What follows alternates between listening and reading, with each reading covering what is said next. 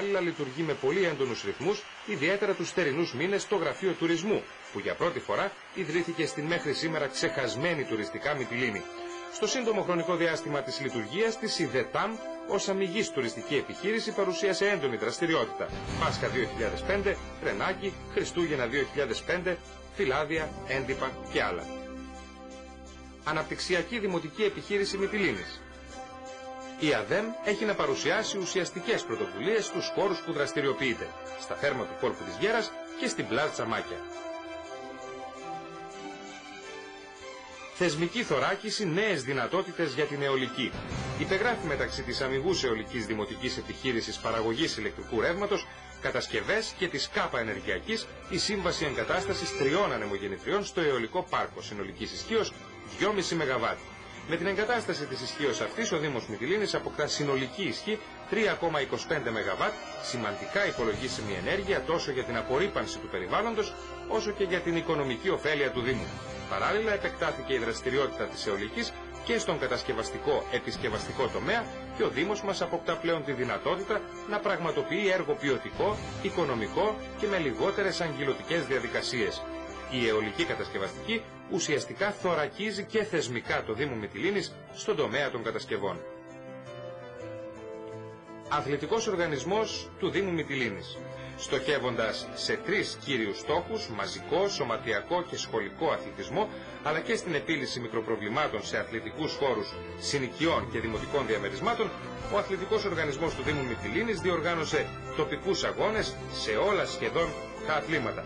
Χαρακτηριστικά αναφέρουμε τους διεθνείς αγώνες handball μικρών ηλικιών, τους διεθνείς αγώνες ορεινής ποδηλασίας όλων των κατηγοριών, το πρώτο φεστιβάλ πολεμικών τεχνών, τους αγώνες motocross και την αναβίωση των αγώνων Ελευθέρια της 8ης Νοεμβρίου, ημέρας απελευθέρωσης της πόλης μας. Και βέβαια έκανε πλέον θεσμό το ετήσιο μνημόσυνο των αδικοχαμένων σε μικρή ηλικία μυτιληνιών αθλητών, όπως και τον εορτασμό της 27ης Νοεμβρίου του προστάτη των αθλητών Αγίου Νέστορα. Δημοτική Επιχείρηση Πολιτιστικής Τουριστικής Ανάπτυξης Μυτιλήνης. Η Δημοτική Επιχείρηση Πολιτιστικής και Τουριστικής Ανάπτυξης Μυτιλήνης, με μια σειρά πολιτιστικών και πολιτισμικών εκδηλώσεων μέσω των εξειδικευμένων τμήματων που διαθέτει, με ελάχιστο κόστος ανταποκρίθηκε στην αποστολή της. Χώροι άθλησης. Οι χώροι άθλησης του Δήμου Μυτιλήνης έχουν υπό την εποπτεία τους το κολυμβητήριο της πόλης μας, το κλειστό γήπεδο στη Νεάπολη και το Δημοτικό Στάδιο Μυτιλήνης. Σε καθημερινή βάση ασχολείται με τις εργασίες συντήρησης των χώρων αυτών, ενώ παράλληλα διοργανώνει εκδηλώσεις με στόχο την αθλητική παιδεία και το ιδεώδες του αθλητισμού. Δημοτικός Οργανισμός Κοινωνικής Παρέμβασης, ΚΑΠΗ και Κοινωνική Πολιτική. Κοντά στους πολίτες που έχουν ανάγκη και τις ευπαθείς ομάδες του πληθυσμού, φροντίζει να βρίσκεται ο Δήμος Μυτιλήνης μέσα από υπηρεσίες και πρωτοβουλίες του. Νιόπαντρα ζευγάρια. Αξιοποιώντας χρηματοδότηση του Ιδρύματος Ρουσέλη, ο Δήμος προσφέρει οικονομικό βοήθημα σε νιόπαντρα ζευγάρια της πόλης μας. Πολύτεκνη μάνα. Από το 2003, μόλις δηλαδή ανέλαβε η παρούσα Δημοτική Αρχή, έσκυψε πάνω από την πολύτεκνη μάνα, θεσμοθετώντας την οικονομική στήριξή της με τη μορφή επιδόματος. Επίσης, στο πλαίσιο της ανάγκης πανελλαδικής προβολής της πόλης μας, σε συνεργασία με το Σύνδεσμο Πολυτέκνων, την Ομαρχιακή Αυτοδιοίκηση Λέσβου και το Υπουργείο Εσωτερικών, διοργανώθηκε με επιτυχία στην πόλη μας το 8ο Πανελλήνιο Συνέδριο Πολυτέκνων. Υποτροφίες. Αξίζει να σημειωθεί πως φέτος, όπως και το 2004, επιχορηγήθηκε από το Δήμο Μυτιλήνη στο Πανεπιστήμιο Αιγαίου, προκειμένου να χορηγήσει 9 υποτροφίες σε εισάριθμους αριστούχους πτυχιούχους των προπτυχιακών αλλά και των μεταπτυχιακών τμήματων που έχουν την έδρα τους στην πόλη μας. ΔΕΗ. Η μετεγκατάσταση του εργοστασίου της ΔΕΗ, που κατασκευάστηκε τη δεκαετία του 1960 στην περιοχή της επάνω σκάλας στις παρυφές της πόλης, υπήρξε πρώτη προτεραιότητα της Δημοτικής Αρχής και προσωπικά του Δημάρχου Άρη Χατζικομνηνού, ο οποίος από την πρώτη στιγμή που ανέλαβε καθήκοντα έχει θέσει το ζήτημα του εργοστασίου σε προσωπικό στίχημα για να σταματήσει η πολύχρονη ρύπανση της περιοχής και γενικότερα της πόλης.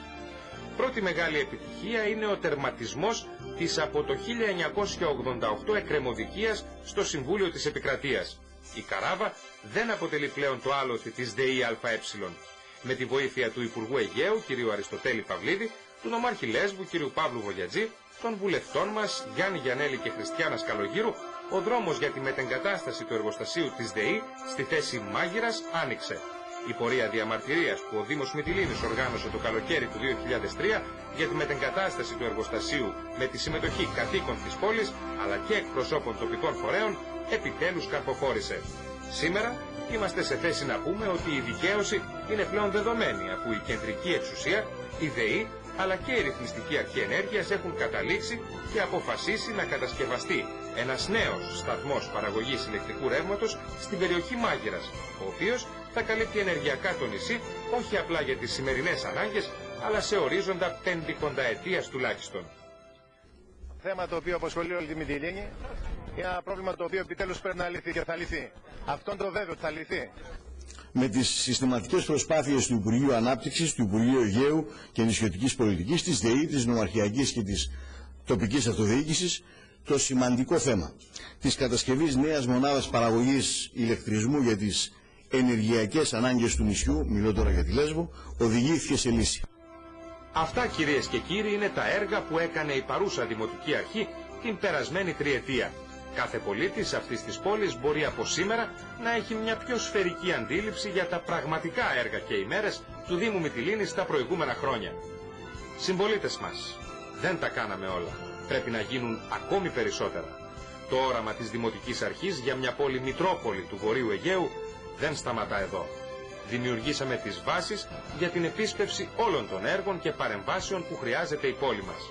Είναι βέβαιο πως το όραμά μας για την πόλη θα ολοκληρωθεί τα επόμενα χρόνια. Ο σχεδιασμός μας για την πρωτεύουσα του Βορείου Αιγαίου είχε και έχει ορίζοντα 8 ετίας. Είμαστε βέβαιοι ότι με τη βοήθεια του Θεού και τη δική σας εντολή η Μυτιλήνη μας θα καταστεί πόλη αντάξια των προσδοκιών σας.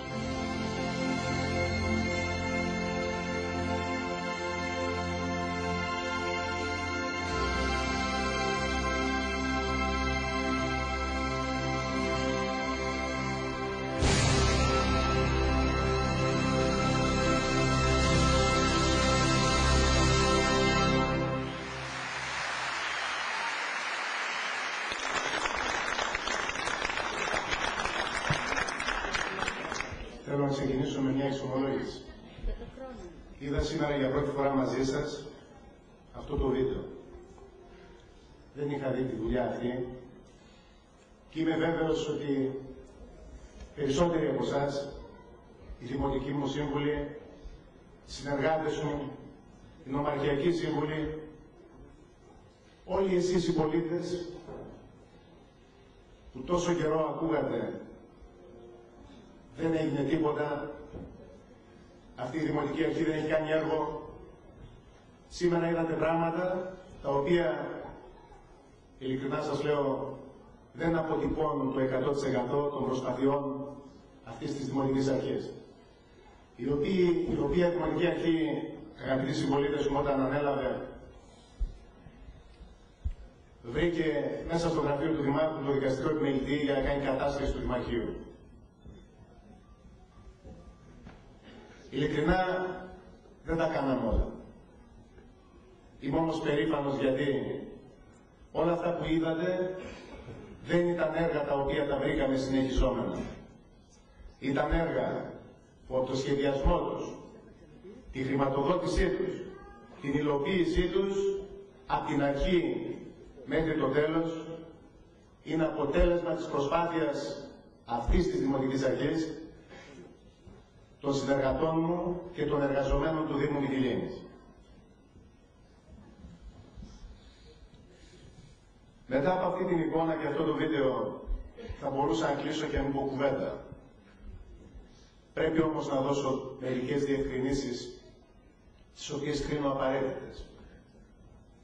Καταρχήν θέλω να σας πω ότι ειλικρινά δεν πιστεύω να υπάρχει στην Ελλάδα μας ολόκληρη δήμαρχος ή Δημοτική Αρχή να έχει πολεμηθεί τόσο σκληρά και τόσο ανελαίητα 3 ολόκληρα χρόνια. Δεν πιστεύω να υπάρχει άνθρωπος που να έχει χτυπηθεί τόσο αλίπητα όσο εγώ. Αν κάποιος ερχόταν για μια μέρα στη Μυτιλήνη και παρακολουθούσε κάποια μέσα να ζητήσει ενημέρωση, θα πίστευε ότι Είμαι ο χειρότερος